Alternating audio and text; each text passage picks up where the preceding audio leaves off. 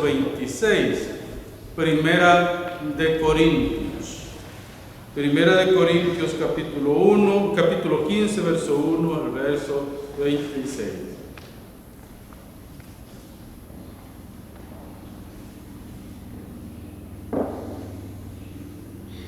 Lo leemos y dice la palabra del Señor. Además os declaro, hermanos, el evangelio que os he predicado, el cual también recibisteis, en el cual también perseverasteis, por el cual asimismo si retenéis la palabra que os he predicado, sois salvos, si no creísteis en vano. Porque primeramente os he enseñado lo que asimismo recibí, que Cristo murió por nosotros, o por nuestros pecados, conforme a las Escrituras, y que fue sepultado, y que resucitó el tercer día, conforme a las Escrituras,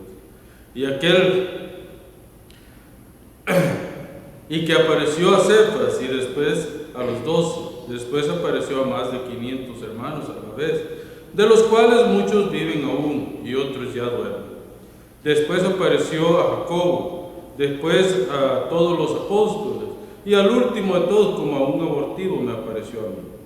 Porque yo soy el más pequeño de los apóstoles, que no soy digno de ser llamado apóstol, porque perseguí a la iglesia de Dios. Pero por la gracia de Dios soy lo que soy, y su gracia no ha sido en vano para conmigo. Antes he trabajado más que todos ellos, pero no yo, sino la gracia de Dios conmigo. Porque o sea yo, o sean ellos, así predicar, y así habéis creído. Pero si se predica de Cristo que resucitó de los muertos, ¿cómo dicen algunos entre vosotros que no hay resurrección de muertos? Porque si no hay resurrección de muertos, tampoco Cristo resucitó. Y si Cristo no resucitó, vana es entonces nuestra predicación, vana es también nuestra fe. Y somos hallados falsos testigos de Dios, porque hemos testificado de Dios que Él resucitó a Cristo, al cual no resucitó, si en verdad los muertos no resucitan. Porque si los muertos no resucitan, tampoco Cristo resucitó. Y si Cristo no resucitó, vuestra fe es vana, aún estáis en vuestros pecados. Entonces también los que durmieron en Cristo perecieron. Si en esta vida solamente esperamos en Cristo, somos los más dignos de conmiseración de todos los hombres. Mas ahora Cristo ha resucitado a los muertos, primicia de los que durmieron es hecho. Por cuanto la muerte entró por un hombre, también por un hombre la resurrección de los muertos. Porque así como en Adán todos mueren, también en Cristo todos serán vivificados. Pero cada uno en su debido tiempo, en su debido orden. Cristo las primicias, luego los que son de Cristo en su venida. Luego el fin, cuando entregue el reino de Dios y el Padre, cuando haya suprimido todo dominio, toda autoridad y potencia, porque preciso es que el reine hasta que haya puesto a todos sus enemigos debajo de sus pies. Y el postrer enemigo que será destruido es la muerte. La palabra de Dios es contundente, es clara, y nos enseña que la resurrección es una realidad. Que la resurrección sí se va a dar. Había un debate en la iglesia de Corinto. Los judaizantes y los judíos, la iglesia judía que había venido a esta ciudad, enseñaban que no había resurrección, especialmente si se recuerda la semana pasada estuvimos viendo en el sermón de 1 Tesalonicenses capítulo 4, que había un grupo de personas, los saduceos y los filósofos griegos, que se habían convertido al cristianismo, no creían en la resurrección. Ellos creían que la persona moría y ahí terminaba todo, no había nada más que hacer. Sin embargo, el apóstol Pablo está desarrollando toda una teología, toda una enseñanza doctrinal acerca de la resurrección. Y el apóstol Pablo enfatiza la resurrección como algo tan importante y tan relevante para el cristianismo, que si no hay resurrección, nosotros somos falsos testigos de Dios. Si no hay resurrección, por gusto predicamos. Si no hay resurrección, el evangelio ha venido a ser la farsa más grande jamás jamás extendida en el mundo. Pero Pablo también va hasta el verso 20, donde ustedes pueden observar en el verso 20 que el apóstol Pablo divide este verso en dos partes: la parte del tiempo pasado y la parte del tiempo futuro. Vean lo que dice en el verso 20: mas ahora Cristo ha resucitado de los muertos. Ha resucitado. ¿Eso qué quiere decir? Cristo resucitó y no vuelve a morir. Aquí hay una doctrina muy importante. Usted sabe que en el ministerio de Jesucristo se resucitaron varios muertos. Resucitó Lázaro, resucitó la hija de Jairo, resucitó el hijo de la viuda. En el Antiguo Testamento los profetas también testificaron de la resurrección, resucitando a algunas personas. Por ejemplo, Eliseo dice que habían compañías que llegaban y atacaban a Israel, iban a sepultar a uno. Entonces dicen que por miedo los familiares que iban a sepultar a esta persona tiraron a la persona. Recuerden que en este tiempo no había ataúdes, no había esta clase de cosas, sino que eran envueltos en sábana. Cuando este muerto tocó los huesos de Eliseo, o sea que habían hecho la tumba sobre la tumba de Eliseo, cuando tocó los huesos de Eliseo, el muerto salió corriendo detrás de los que iban corriendo. ¿Se imaginan ustedes la imagen? Un año tenía Eliseo de muerto y todavía los huesos de Eliseo, en el poder del Espíritu, en el poder de Dios, seguía haciendo milagros. Y resucita el muerto y sale corriendo también con los que iban corriendo.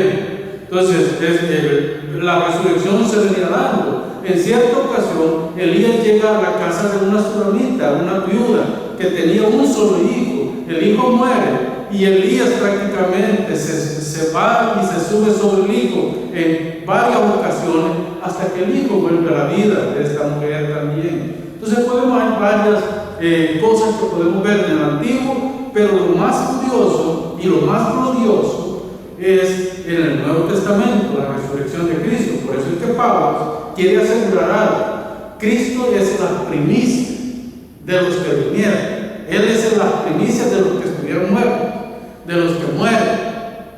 Él son las primicias, el primero de los que murieron. ¿Por qué? Y de los que resucitaron. Dice, ya ha resucitado. ¿Por qué? Porque Cristo no volvió a morir. Esa es la bendición que tiene Cristo. No volvió a morir. Todo lo contrario, Cristo vive sentado a la diestra del Padre, mientras Lázaro volvió a morir y está esperando la resurrección en el día final. La hija de Jairo volvió a morir.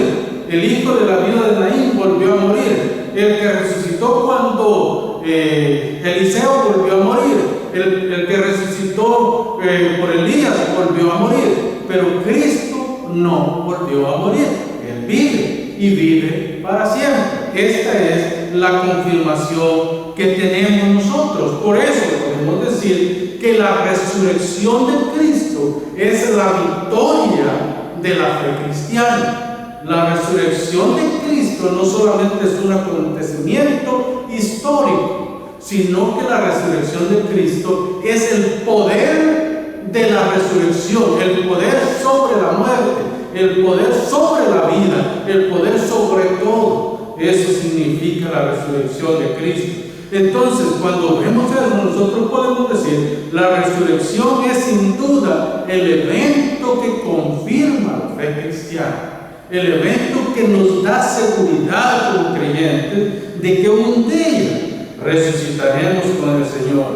La resurrección de los creyentes de Cristo, especialmente, es la columna de la fe cristiana, el fundamento, la base de la fe cristiana. Sin la resurrección de Cristo, nosotros somos como los perros y como los gatos y como todos los animales que existen. Ellos mueren, se deshacen del polvo de la tierra y no vuelven a vivir. Sin embargo, nosotros no. Si bien es cierto que este cuerpo se volverá tierra porque escrito está que el hombre muera una sola vez, va a la tierra, se desintegra, y después de esto, el juicio. El juicio, de alguna manera, podemos decir que el juicio de los creyentes se da en el momento de la resurrección, porque solamente la iglesia de Jesucristo va a resucitar para la gloria eterna, para ir al encuentro del Señor en el aire. Es una sola resurrección. No es que hay varias resurrecciones como algunas iglesias enseñan. Hay una sola resurrección de los muertos en Cristo y de los condenados también. Lo que hace la diferencia es que los que han muerto sin Cristo se quedan en esta tierra. No suben a recibir al Señor. Más bien son resucitados para ver descender al Señor en la nube del cielo con los santos, con los redimidos. Y es ahí donde habrá el lloro y el crujir de dientes que habla la Escritura. Entonces, cuando nosotros subimos, nos encontramos con los que están vivos en el aire y luego retornamos con el Señor y se establece el gran juicio final. En ese gran juicio final, Cristo juzga a las naciones y, como decía la semana pasada, separa a las ovejas de los cabros, y es ahí donde comienza la vida eterna. Ahí es ahí donde comienza la eternidad para nosotros. Entonces, lo que sostuvo a los cristianos de la primitiva iglesia fue esta seguridad. El apóstol Pablo está diciendo que más de 500 estuvieron el día que el Señor se fue al cielo. Más de 500 personas vieron al Señor resucitado. Y el apóstol Pablo va todavía más allá. Él dice, entre nosotros todavía hay algunos de ellos que vieron al Señor irse al cielo.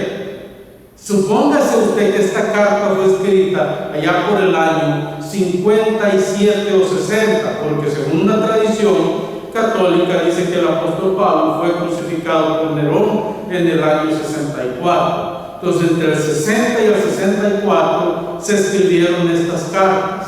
Si esto es así, después de la resurrección del Señor, se cree que fue en el año 27 y medio, llegaron 26, perdón, y medio, llegando al 27. Entonces, ¿cuántos años han pasado? Han pasado varios años después de la resurrección del Señor. Por eso es que el apóstol Pablo está asegurando, y muchos de los que estuvieron presentes y vieron al Señor resucitado todavía viven entre nosotros, todavía están entre nosotros y pueden dar testimonio. ¿Saben qué está diciendo el apóstol Pablo? Si no me creen a mí, vayan y pregúntenle a ellos. Pregúntenle a esos testigos oculares de la resurrección. Ellos les van a informar si verdaderamente Cristo resucitó o no. Si ustedes no están convencidos con la carta que yo les envío, hablando a los corintios, vayan y pregunten, porque es importante la investigación para llegar a una conclusión.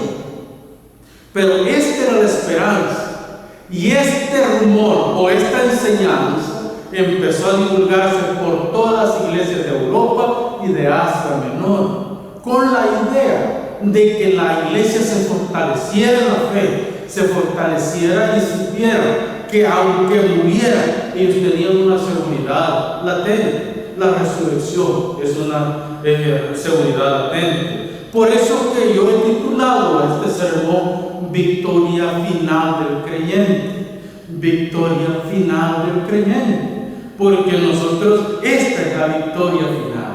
Cuando Dios transforma este cuerpo lleno de enfermedades, lleno de debilidades, lleno de problemas, lleno de circunstancias difíciles y tal vez hasta deformaciones físicas. Entonces, cuando Dios transforma este cuerpo de pecado en un cuerpo glorificado, es ahí donde está la verdadera victoria del creyente. Hoy podemos degustar la victoria que tenemos en Cristo, porque aunque sufrimos, sufrimos con esperanza. Aunque lloramos, lloramos con gratitud por lo que Dios ha hecho. Pero en aquel día degustaremos las verdaderas delicias de la gracia de Dios cuando Él transforma este cuerpo de perdición en un cuerpo de santidad. Los primitivos cristianos esperaban este día y nosotros lo seguimos esperando. Entonces, hermanos, la realidad del cristiano es que el cristiano no muere. El cristiano que muere en Cristo tiene una seguridad de que no muere. El cristiano vive. El que vive o muere en Cristo tiene una realidad que no cambia. Cristo le sostiene hasta el día de la resurrección. Cristo le sostiene hasta el día final. Este día final será un día de gloria para los hijos de Dios, pero un día de confusión para los que se pierden. Las personas que mueren en Cristo, estas personas viven para Cristo, no están muertas. La doctrina paulina es clarísima, no tenemos que buscarlo. La doctrina de Pablo es clara. El escritor bíblico desarrolla su doctrina bíblica desde la resurrección, de una forma elocuente, de una forma doctrinal firme, que nos instruye a nosotros en la importancia de esta resurrección, especialmente del verso 1 al verso 2. Pablo está desarrollando su teología, su doctrina de una manera tan magistral que no deja duda para ninguno de nosotros que Cristo ha resucitado, y como Cristo ha resucitado, nosotros también resucitaremos. Entonces, pero hay algo bonito en medio de todo esto, y esta se encuentra en los versos 51 y 52 de este mismo capítulo, donde prácticamente nosotros podemos dar testimonio del testimonio de aquellos que ya murieron, de aquellos que ya nos precedieron a nosotros en la muerte. Mira el verso 51. He aquí os digo un misterio, no todos dormiremos, pero todos seremos transformados. En un momento, en un abrir y cerrar de ojos, a la final trompeta, porque se tocará la trompeta y los muertos serán resucitados incorruptibles y nosotros seremos transformados. Aquí Pablo está desarrollando su doctrina desde el punto de vista de los que viven y de los que están muertos. Los que viven serán transformados, los que están muertos recibirán un cuerpo glorificado en el mismo momento de la resurrección. Es decir, el cuerpo que se deshizo en la tierra sale con ellos triunfando, pero ya no un cuerpo de muerte, un cuerpo como nosotros tenemos ahora, sino un cuerpo glorificado. Por eso los creyentes no van a ir en espíritu al cielo, los creyentes van en cuerpo y espíritu al cielo. Así reciben al Señor. Entonces el apóstol dice, él da testimonio que todas aquellas obras de fe, aquellas obras que los creyentes han hecho, siguen con ellos todavía. Hermanos, es interesante que estas obras no se desvanecen con la historia. Es interesante que estas obras no se desvanecen con la vida en el reino, con la vida que tenemos en esta tierra, sino que llegan hasta el reino de Dios. El testimonio más esperanzador y que sostiene a la iglesia y al creyente es la resurrección de los muertos. Además, la iglesia da testimonio del cristiano. Cuando nosotros celebramos los funerales, nosotros estamos dando testimonio de que ese creyente no se va a quedar ahí, que ese creyente va a resucitar. Es parte de lo que la iglesia hace, es un testimonio firme de que esa persona pertenecía a la iglesia visible, era parte de nosotros. Entonces, pero hay un testimonio que es mucho más rico y se encuentra en el capítulo 14 de Apocalipsis. El capítulo 14 de Apocalipsis, el verso 3, me llenó de mucha alegría cuando pude hacer esta lectura. Porque mire lo que dice el Señor en este versículo. Dice, oí una voz que desde el cielo me decía, escribe. Juan dice, está en la isla de Pablo, y dice Juan, yo escuché una voz desde los cielos que me decía, escribe. Fíjese lo primero que dice, bienaventurado. Bienaventurado. Esta palabra es muy importante en la doctrina bíblica. Bienaventurado significa extremadamente feliz, muy feliz, extremadamente dichoso, muy dichoso. Estas personas son muy dichosas. Bienaventurado, dice, miren, de aquí en adelante los muertos que mueren en el Señor. ¿Cuándo de aquí en adelante? Los antiguos, los hermanos del Antiguo Testamento veían como en un espejo. Ellos veían y decían, el Señor Jesucristo va a venir y los va a resucitar y estaremos con Él para siempre. Esa era la visión mesiánica que tenían los hermanos del Antiguo Testamento. Sin embargo, dice Juan, bienaventurados los que de hoy en adelante mueren en el Señor. ¿Por qué?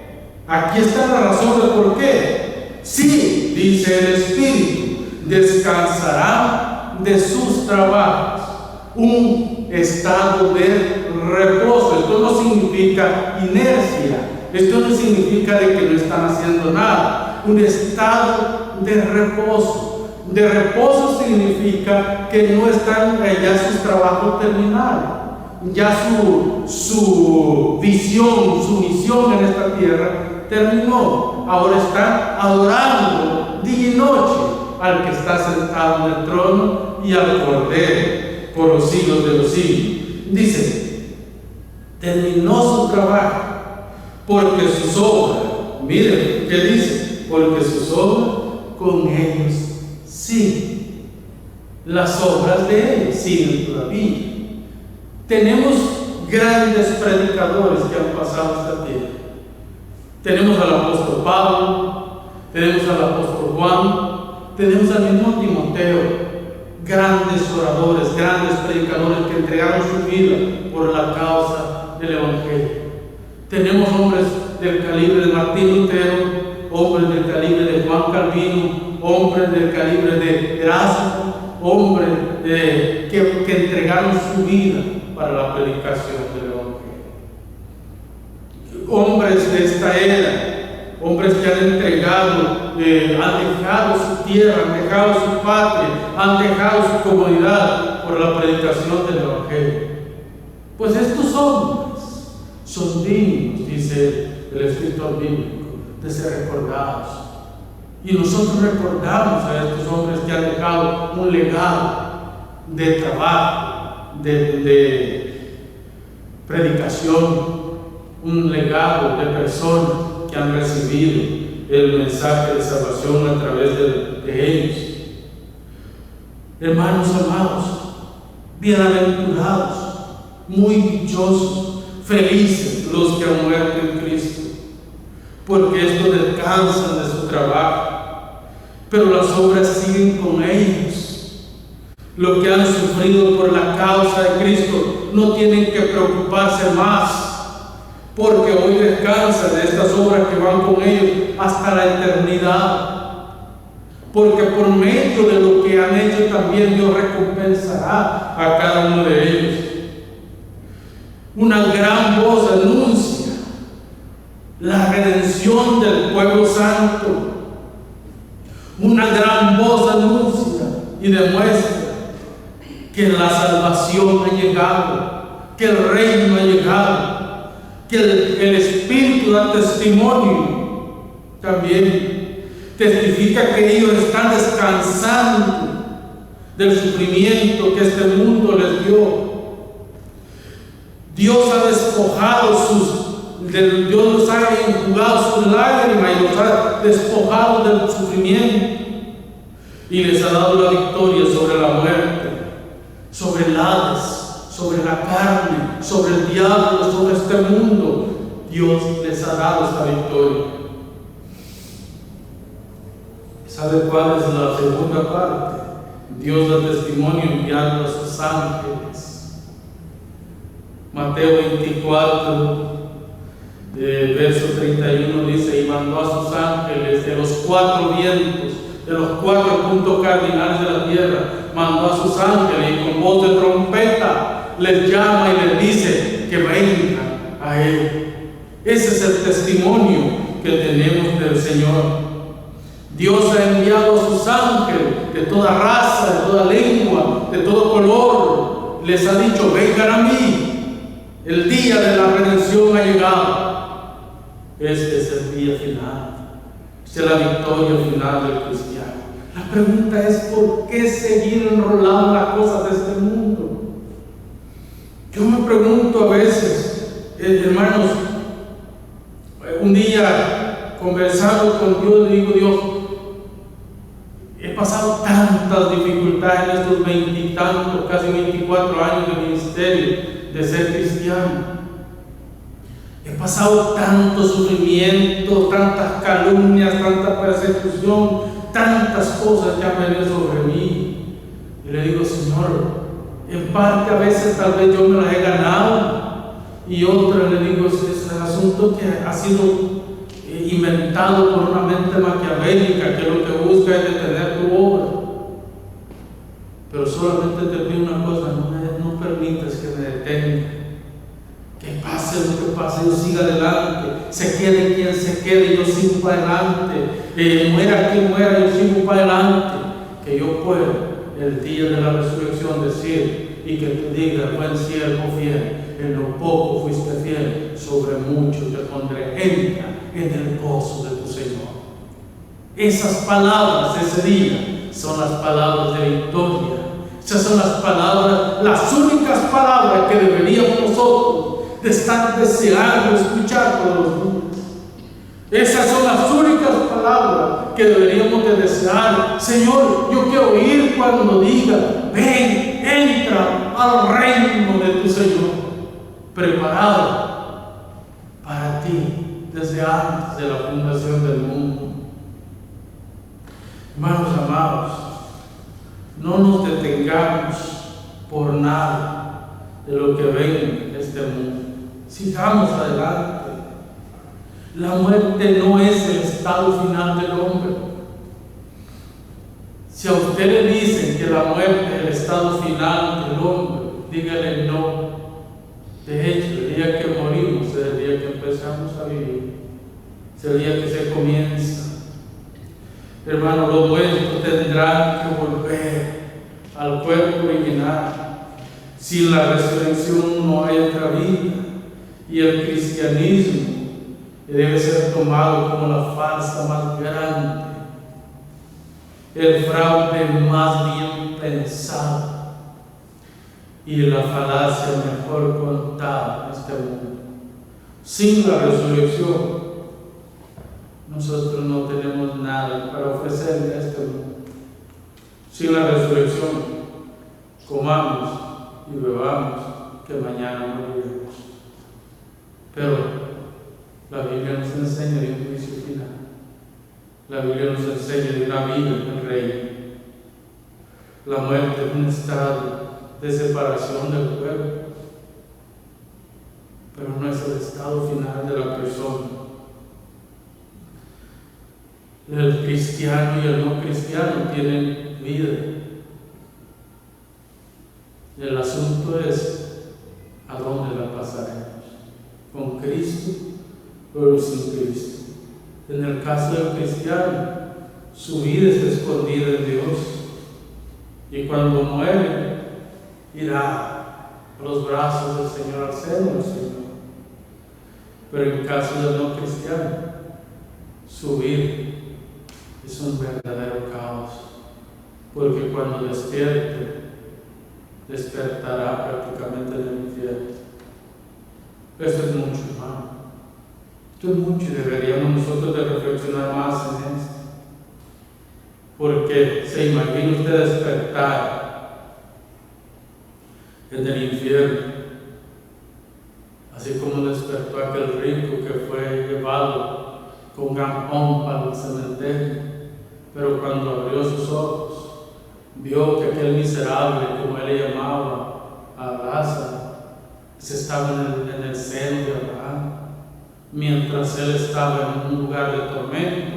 Aquel que tuvo todo en esta vida para darle rienda suelta a sus deseos carnales, despertó en tormento, mientras Lázaro despertó en gozo. Aquel miserable que no tenía nada, de hecho lo único que tenía eran llagas y hambre, y buscaba saciar su estómago, su hambre, con las migajas que caían de la mesa del rico. Ese despertó en dicha eterna, mientras el otro despertó en castigo eterno. Y aquel no dijo nada, el que estaba en gozo, pero el que estaba en sufrimiento dijo: permite o manda a Lázaro para que vaya y hable a mis hermanos, porque tengo 5 hermanos igual que yo, de mi misma condición, y este lugar es el que les espera. ¿Qué es lo que dijo el Señor a aquel rico? A Moisés y a los profetas siempre: si a él no oyen, no oirán, aunque alguien de los muertos levante una alarma.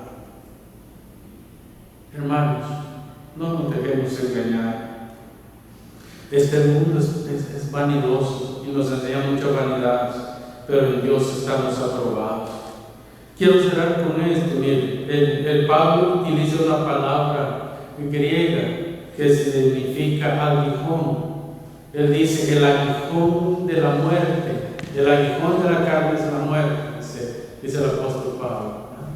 ¿Saben que esta misma palabra se utiliza para describir esa parte puntiaguda que tiene la avispa o la abeja en la parte trasera? Esa parte puntiaguda, cuando se mete en la piel, esa parte tiene un veneno en la punta del aguijón y causa hinchazón. Pues esa es la misma connotación que le da al pecado. Dice que la muerte, el pecado, el aguijón de la muerte es el pecado. Pues así como el pecado causa una gran angustia en nosotros, así cuando una avispa o una abeja nos pica, causa un gran dolor y hinchazón. Y hermanos, el apóstol Pablo está diciendo: Cristo recibió todo ese veneno sobre su cuerpo. Y ahora nosotros en Cristo hemos sido traspasados al reino de paz, de tranquilidad. Y nosotros ya no sufriremos nada más de estas cosas, porque Cristo ya lo sufrió. Él sufrió la muerte, una muerte cruel. ¿Se recuerdan lo que dijo el apóstol Pablo en el capítulo 3 de Gálatas? Maldito el que es colgado en un madero. Cristo recibió toda la maldición que necesitaba, pero triunfante se levantó al tercer día, y en ese triunfo nosotros los creyentes también triunfamos en él. A Él sea la gloria por los siglos de los siglos. Amén. Oramos. Gracias, Padre, por tu palabra enseñada, Señor, esta tarde. Yo te pido, Señor, que nos ayudes a entender y llevarla a la práctica. Tuyo es la gloria, tuyo es la honra, por los siglos de los siglos de los siglos. Gracias, Señor. Amén y amén.